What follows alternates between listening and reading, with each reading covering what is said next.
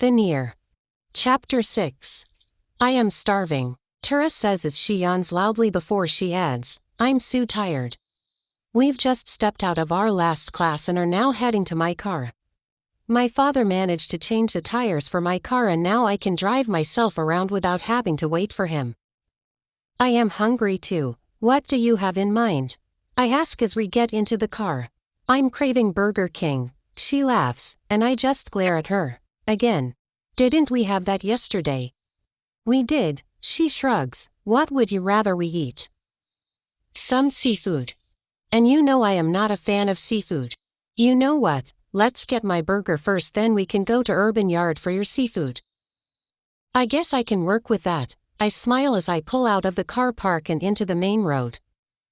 It's been 7 days past my mother's dinner and 7 days since I last spoke to Ollie. I tried to call Ollie the day after Mom's dinner but I couldn't get through to him. His number is off and he has been offline on all his social media sites. I have been worried sick about him. I've got a bad feeling that something bad happened to him. I haven't been sleeping well and my mind has been restless. Earth to Goosejay. Tara clicks her fingers in my face. I was lost in thought. I didn't even realize she was talking to me. Yes, best friend, I say, forcing a smile on my face. Still thinking about that good-for-nothing boy. Tara thinks Ollie swindled me. Stop calling him that. Why? You are still hopeful that he will come through. That boy just wanted money and you fell right into his trap. Forget about him, girl. You will find better. You don't understand. What is there to understand? You sent him money and he ghosted you. Ollie is a criminal. I don't even know why we haven't reported him to the police yet. We can't do such a thing. What if he is in danger? Not that again, she sighs. I roll my eyes as we pull up in front of the mall. Should I get you anything? She asks. Fries in a smoothie. I have changed my mind about the seafood. I want to go home and rest. Don't tell me you were upset because I talked about your boyfriend.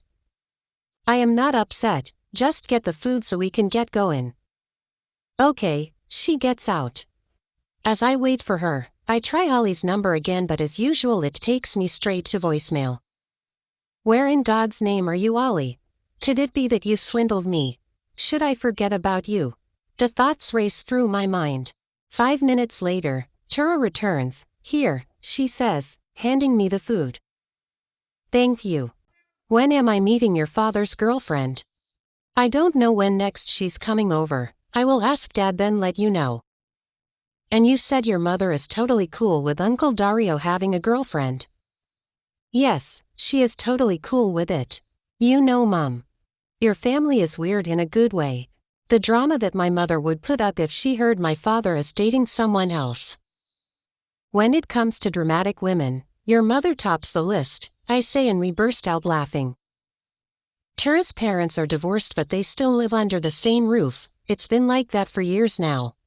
I can't even begin to imagine myself living in that kind of toxic environment. If her mother isn't screaming at her father then it's her father yelling and playing loud music.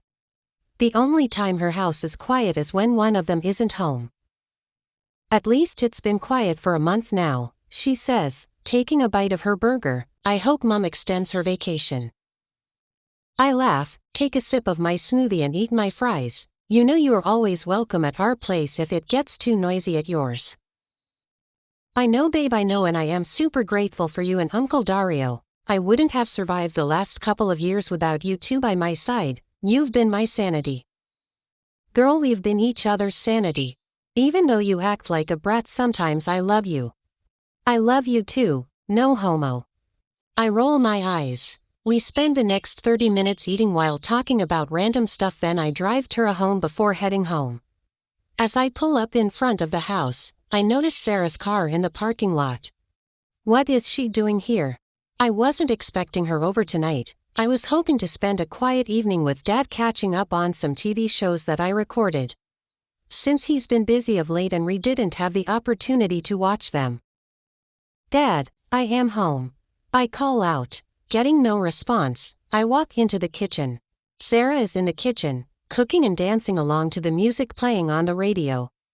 She looks so comfortable in her loose white t-shirt and tights. I stand at the door and watch her, a wave of rage and indignation sweeping through me. She's slowly taking over my father and our house. "Hey sweetie," she says, turning to face me. "What time did you get here? How are you? Where's Dad?" "He's not yet home." "And how did you get in?" She smiles. "He gave me keys to the house." "He what?" "He gave me keys to the house so I can come over whenever I feel like it. I decided to come over today so I can cook him something to eat for supper." "He told you we can't cook." She frowns. "Listen, Goosey." "It's Goosey," I cut her off.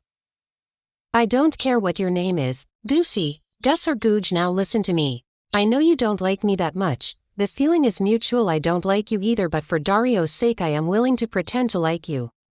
I really love your father and I will do anything to be his wife, so I would really appreciate if you keep your stinking attitude away from me. Dario is no longer a single man. He has a woman in his life. Keep your claws off him."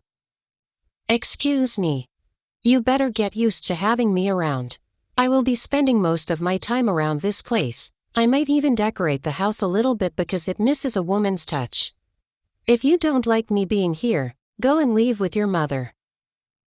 Before I can respond, my phone vibrates, indicating a new message. I pull out my phone from my pocket and my heart races when I notice it's a text from Ollie.